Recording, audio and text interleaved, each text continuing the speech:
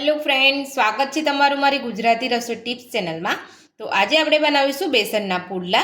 તો ચાલો આપણે શરૂ કરીએ। તો બેસનના પુડલા બનાવવા માટે આપણે અહીંયા એક મોટી વાટકી બેસન લીધું છે અને એક નાની વાટકી આપણે અહીંયા ઘઉંનો લોટ લીધો છે।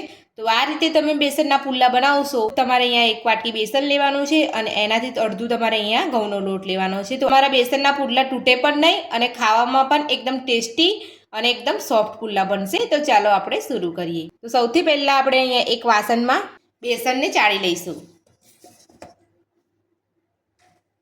તો જ્યારે પણ તમે બેસનના પુડલા બનાવો ત્યારે તમારે બેસન અને તમારે અહીંયા ઘઉંનો લો છો એ તમારે ચાળીને જ લેવાનો છે। તમે જોઈ શકો છો આ રીતના ગઠ્ઠા આવે છે, એકદમ સારી રીતે ચડાઈ જાય, એટલે આપણે અહીંયા બેસનને ચાળીને લેવાનું છે। તો આપણે અહીંયા બેસન ચાળી લીધું છે। તો હવે આપણે એમાં ઘઉંનો લોટ લઈ લઈશું। તો આપણે અહીંયા 2 મોટી ચમચી જેટલો આપણે અહીંયા સોજી લીધો છે। તમારી પાસે રવો હોય તો તમે રવો પણ લઈ શકો છો। તો આપણે એ લઈ લઈશું અને બધું જ આપણે સારી રીતે ચાળી લઈશું। તો આપણે અહીંયા બેસન, ઘઉંનો લોટ અને સોજીને આપણે અહીંયા ચાળણીથી ચાળી લીધો છે। તો હવે આપણે અહીંયા એક ચોપર લઈશું આ રીતનું। તો આપણે અહીંયા એક મીડિયમ સાઇઝની ડુંગળી લીધી છે। તો ડુંગળીને આપણે અહીંયા ચોપરમાં ચોપ કરી લઈશું। તો તમારે આ રીતે હાથેથી તમારે સમારવી હોય તો તમે એ રીતે પણ સમારી શકો છો, પણ તમે અહીંયા ચોપરમાં તમે ડુંગળીને ચોપ કરશો તો તમારી ડુંગળી સરસ એકદમ ઝીણી થઈ જશે। એટલે આ રીતે આપણે અહીંયા નાની નાની કટ કરી અને ચોપરમાં લઈ લઈશું। તો ડુંગળી આપણે અહીંયા ઝીણી સમારીને લઈ લીધી છે। તો હવે આપણે એમાં તીખાશ માટે આપણે અહીંયા લીલા મરચાં લીધા છે। તો લીલા મરચાંનું પ્રમાણ તમે તમારા સ્વાદ પ્રમાણે ઓછું કે વધતું કરી શકો છો। મેં અહીંયા 3 લીલા મરચાં લીધા છે। તો હવે આપણે આ ડુંગળી અને મરચાંને બધું જ આપણે અહીંયા ચોપરમાં ચોપ કરી લઈશું। આપણે અહીંયા ચોપરમાં આપણે ડુંગળી અને મરચાંને આ રીતે ઝીણું ચોપ કરી લીધું છે। ચોપરમાં તમે કટ કરશો તો તમારી ડુંગળી અને જે મરચાં છે એકદમ સરસ અહીંયા ઝીણા કટ થઈ જશે। અને તમારે વાટીને લેવા હોય મરચાં તમે એ રીતે પણ લઈ શકો છો। તો હવે આપણે એને સાઈડમાં રાખીશું। તો હવે આપણે અહીંયા બેસન, ઘઉંનો લોટ અને સોજી જે લીધો છે એની અંદર આપણે મસાલા કરીશું। તો સૌથી પહેલાં આપણે અહીંયા જીરું નાખીશું। તો આપણે જીરા પાવડર આપણે અડધી ચમચી લઈશું। અડધી ચમચી આપણે હળદર પાવડર લઈશું। એક નાની ચમચી આપણે અહીંયા ધાણા જીરું પાવડર લઈશું। અડધી ચમચી આપણે ગરમ મસાલો લઈશું। ત્યારબાદ સ્વાદ પ્રમાણે મીઠું। તો હવે આપણે અહીંયા થોડી હિંગ નાખીશું। તો હવે આપણે એમાં એક મોટી ચમચી જેટલું તેલ નાખીશું। તેલ નાખવાથી આપણા જે પુડલા છે એ એકદમ સરસ રૂ જેવા પોચા બનશે। અને આપણે અહીંયા ચોપરમાં ડુંગળી અને મરચાંને જે આપણે અહીંયા ચોપ કર્યા છે એ લઈ લઈશું। ને આપણે અહીંયા થોડા લીલા ધાણા ઝીણા સમારેલા છે એ લઈ લઈશું। બધું જ આપણે મિક્સ કરી લઈશું। અહીંયા આપણે જે અહીંયા પુડલાનું જે ખીરું છે એ આપણે અહીંયા થોડું ઢીલું જ રાખવાનું છે। આપણે અહીંયા ટાઈટ નથી રાખવાનું। ઢીલું રાખશો ને તો તમારો પુડલા એકદમ સરસ ફટાફટ અહીંયા તવા પરથી ઉતરી જશે અને બનશે પણ સરસ। અને તમારે જેટલા પાતળા કરવા હશે એટલા તમે પાતળા પુડલા કરી શકશો। તો હવે આપણે એમાં થોડું થોડું પાણી ઉમેરતા જઈને સરસ આપણે અહીંયા ખીરું તૈયાર કરીશું।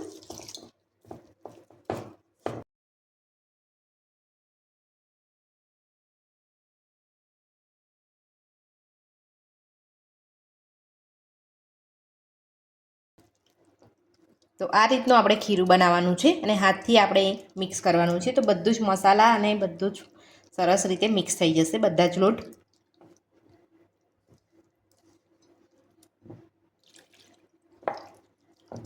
તો આ રીતનું આપણે અહીંયા ઢીલું રાખવાનું છે। તો આટલા લોટની અંદર મારે 1 ગ્લાસ પાણીની જરૂર પડી છે। તો તમે જોઈ શકો છો અહીંયા આપણે આ રીતનો 1 ગ્લાસ લીધો છે અને તમારે આ રીતનું જ તમારે ખીરું પતલું રાખવાનું છે, તમારે જાડું ખીરું નથી રાખવાનું। આ રીતે તમે ખીરું કરશો ને તો તમારા પુડલા એકદમ સરસ બનશે। આપણે અહીંયા બધું જ ખીરું સરસ અહીંયા મસાલા સાથે મિક્સ કરી લીધું છે। તો હવે આપણે એને 10 મિનિટ માટે ઢાંકી લઈશું। જે આપણે બધા મસાલા કર્યા છે અને સોજી આપણે ઉમેર્યો છે એ સારી રીતે સરસ ફૂલી જાય એટલા માટે આપણે એને 10 મિનિટ ઢાંકીને રહેવા દઈશું। ત્યારબાદ આપણે આ ખીરામાંથી પુડલા ઉતારીશું। તો 10 મિનિટ થઈ ગઈ છે। તો હવે આપણે ખીરું ચેક કરી લઈશું। તો આપણો સોજો અહીંયા ફૂલી ગયો છે। તો હવે આપણે એમાં 2 ચપટી જેટલો બેકિંગ સોડા નાખીશું। અહીંયા અડધું લીંબુ લીધું છે એને આપણે અહીંયા સોડા ઉપર આ રીતે નાખી દઈશું એટલે આપણો સોડા એકદમ સરસ ખીરામાં બધો સારી રીતે મિક્સ થઈ જાય। તો હવે આપણે આ રીતે ચમચાની મદદથી સરસ બધું મિક્સ કરી લઈશું।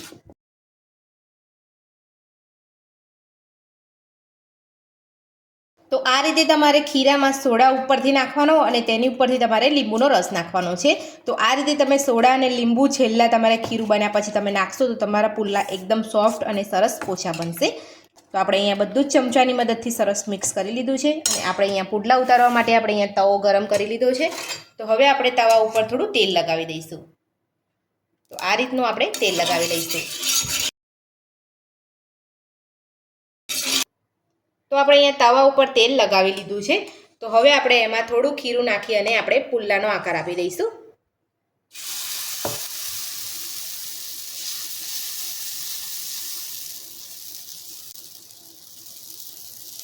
તો તમારે અહીં જે રીતે તમારે જાડો યા તો તમારે પાતળો કરવો હોય એ રીતે તમારે ખીરાને આ રીતે પાથરી લેવાનું છે.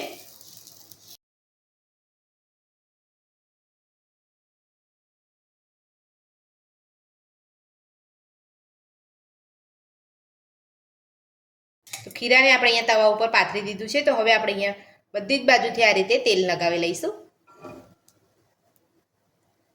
હવે આપણે અહીંયા પુલ્લાને થવા દઈશું. તો તમે જોઈ શકો છો આ રીતનો ઉપરનો જ્યારે કલર બદલાય ત્યારે જ આપણે પુલ્લાને પલટાવવાનું છે. તો હવે આપણે પુલ્લાને પલટાવી લઈશું. તો તમે જોઈ શકો છો એકદમ સરસ કલર આવ્યો છે ને ઉપરથી એકદમ જાળી વાળો. તો અહીંયા તમારા જાળીદાર ને એકદમ સરસ પોચા પુલ્લા બનશે. તો મારી આ રીતથી તમે ઘરે એકવાર જરૂરથી ટ્રાય કરજો. બધાને ખૂબ જ ભાવશે અને ખૂબ જ ઓછા સમયમાં અને ખૂબ જ ઓછી મહેનતમાં પુલ્લા બનીને તૈયાર થઈ જતા હોય છે. તો હવે આપણે અહીંયા બીજી બાજુ પર આપણે અહીંયા થોડા પુલ્લાને થવા દઈશું. ત્યારબાદ આપણે પલટાવીને ચેક કરી લઈશું. તો હવે આપણે બીજી સાઈડ પણ પુલ્લાને પલટાવીને ચેક કરી લઈશું. તો તમે જોઈ શકો છો આ બાજુ હજુ બરાબર પુલ્લો નથી થયો એટલે આ રીતે આપણે અહીંયા તેલ લગાવી લેવાનું છે.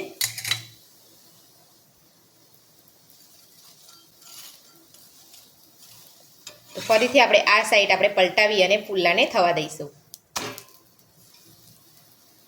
તો હવે આપણે પલટાવીને જોઈ લઈશું. તો તમે જોઈ શકો છો પુડલો અહીંયા સરસ બધી બાજુથી આપણે સરસ શેકાઈ ગયો છે. જો તમારે પુડલો ના શેકાયો હોય તો તમારે કઈ રીતે ચેક કરવાનું એ હું તમને બતાવી દઉં છું. તો તમારે આ રીતે તવેથાની મદદથી તમારે દબાવવાનું છે. જો તમારે પુડલો કાચો હશે તો અહીંયા આ રીતે જે જારી પડી છે એની અંદર થોડો લોટ ઉપસે ને બહાર આવશે ખીરું. એટલે તમારે સમજી જવાનું કે તમારે અહીંયા પુડલો કાચો છે. તો આપણો પુડલો અહીંયા સેજ પણ કાચો નથી. તમે જોઈ શકો છો આપણે અહીંયા સેજ પણ અહીંયા લોટ ઉપર આવતો નથી. તો આપણો પુડલો સરસ રીતે બધી બાજુ સરસ શેકાઈ ગયો છે. તો હવે આપણે પુડલાને કાઢી લઈશું. તો તમારે આ રીતનું જ ખીરું પતલું રાખવાનું છે. તમારે ખીરું જાડું નથી રાખવાનું. નહીં તો તમારે જો તમારે પાતળા પુડલા કરવા હશે તો તમારું ખીરું જાડું હશે તો તમારે પાતળા પુડલા જે છે એ નહીં થાય. એટલે આપણે અહીંયા ખીરુંને થોડું પાતળું જ રાખવાનું છે. તો હવે આપણે અહીંયા બીજા પુડલાને પણ ઉતારીને હું તમને બતાવી દઉં છું.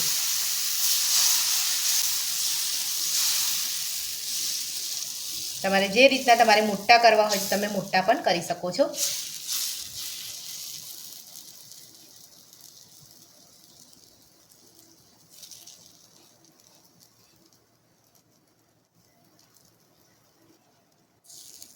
આપણે આ રીતે બધી બાજુ તેલ લગાવી લઈશું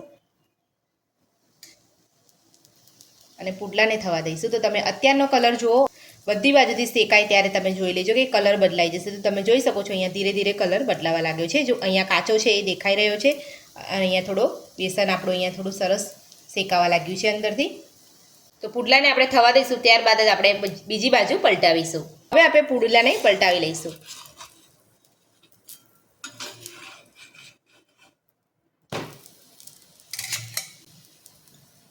તો હવે આપણે બીજી સાઈડ પણ આ રીતે તેલ લગાવી લઈશું અને અહીંયા ઉપર પણ આપણે થોડું આ રીતે તેલ લગાવી લઈશું. તો હવે આપણે પલટાવીને ચેક કરી લઈશું. તો તમે જોઈ શકો છો આપણે બધી જ બાજુથી સરસ પુલ્લો આપણો થઈ ગયો છે. તો હવે આપણે પુડલાને કાઢી લઈશું. તો આ જ રીતે તમારે અહીંયા બધા જ પુડલા બનાવી લેવાના છે. તો બધા જ પુડલા આપણે અહીંયા બનીને તૈયાર છે. તો હવે આપણે સર્વ કરી લઈશું. તો ખાવામાં સોફ્ટ અને સ્વાદિષ્ટ બેસનના પુડલા બનીને આપણા તૈયાર છે. તો મારી આ રીતથી તમે ઘરે એકવાર જરૂરથી ટ્રાય કરજો. આ બેસનના પુડલા તમે ચા, ચટણી અને સોસ સાથે પણ ખાઈ શકો છો. અને મારી બેસનના પુડલા બનાવવાની રીત તમને કેવી લાગી મને કોમેન્ટ બોક્સમાં જરૂરથી જણાવજો. જો તમને મારી આજની રેસીપી પસંદ આવી તો મારા વિડીયોને લાઇક કરજો, ચેનલને સબસ્ક્રાઇબ કરજો, તમારા મિત્રોને જરૂરથી શેર કરજો. Thank you.